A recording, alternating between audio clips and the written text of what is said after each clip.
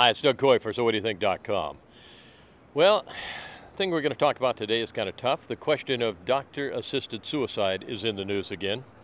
It's often a case of situation ethics. You know, according to the situation, that's what ethics might be involved. It is tough. It's very tough. I know firsthand. A couple years ago, my mother had a massive stroke. She was 91 years of age. The doctor said, we can keep her alive on a machine. But the truth of the matter is, there is no quality of life here. She's just being kept alive by a machine. What do you guys want to do?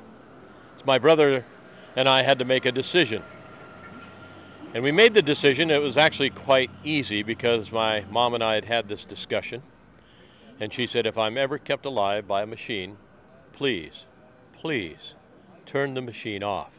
I have no fear of death. So for us, that was a difficult decision because we knew that it would mean the death of our mother, but it was the right decision because we knew that's what she wanted. So, what do you think? I'm going to ask some people here on the streets because it is a very tough question. The question is, when does a person have the right to say enough? So we'll talk to some folks here on Gastown in Vancouver. Probably talk to people from all over the world. It is tourist season here, and we'll get their opinions, and I would love to hear yours. It's called euthanasia. What do we do with people who say, I want to die, and I'd like you to assist me in that? And they're saying that perhaps to a doctor or a caregiver. Do they have the right to help them? Should they have the right to help them? That's the question. We'll talk to some folks, and we'll come back and close this off. Tough topic today, euthanasia. It's difficult to say. But when you're in the situation, I think it's a tough decision. But I would say that, in my opinion, it is not allowed. It should not be allowed to do this, to stop the machines by hand. Yeah. Even if there's no possibility that they could come out of that, or they're just being kept alive by the machine. Yes. Okay. Good. How about you? I'm not quite sure because it's such a tough decision and it's such a personal thing. I think it depends on the situation you're in and you have to take the decision then. So if you think about suicide as people taking their own lives, there should be no reason why they shouldn't take their own life if they want to be able to. But do you feel that, say, for example, a doctor, that you would have the right to say, go to a doctor and have him assist you because it goes against, you know, the doctor's there to try to keep you alive. It creates a problem, doesn't it? It does. Yeah. And it's hard to tell, like, I mean, how do you actually say to a doctor if you're in the point where you want to?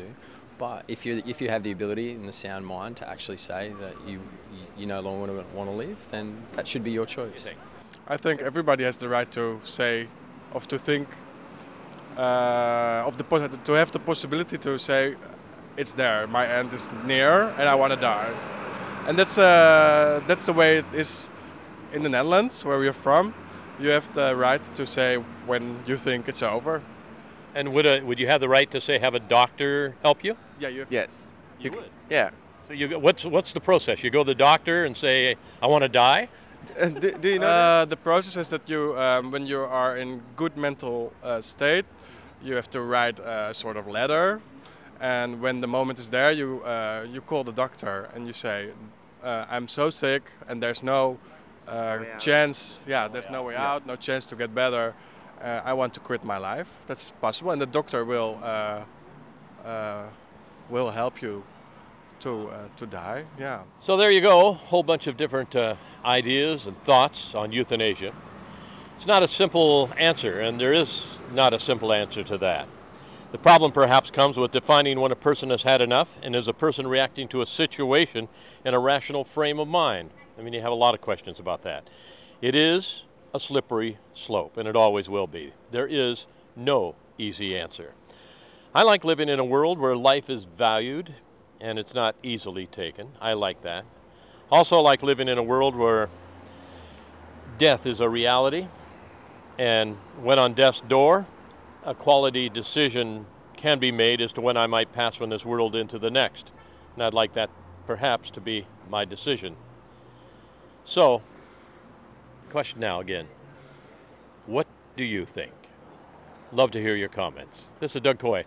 Have a great day. God bless.